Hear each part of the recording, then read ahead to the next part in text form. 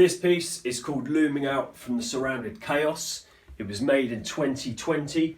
It's got a height of 44.5 centimetres, a width of 48.7 centimetres and a depth of 4.5 centimetres.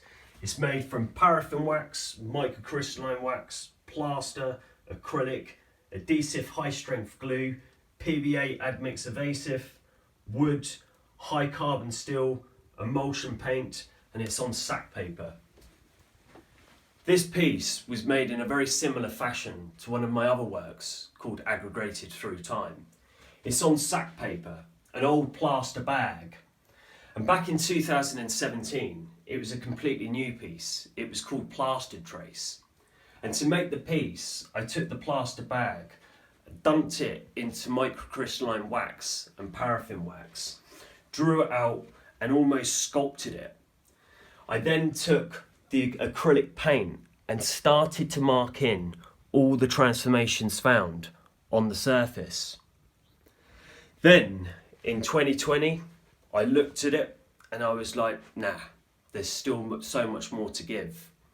So what I did is I built a wooden frame out of treated sawn wood and stretched the plaster bag or the surface over the treated sawn wood frame. Then a couple of weeks later, I was invited to take part in a London group exhibition called In Plain Sight at the Thelma Hulbert Gallery.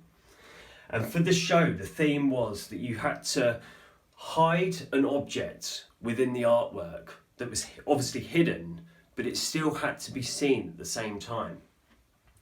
So the object that I've hidden in here resonates with me a lot. It's an important part of me. And I use this object to cut into the surface all these marks, and these marks were made at random. There was no structure. I wasn't working with an obvious guide. So I wonder if you guys can identify what object is in this artwork.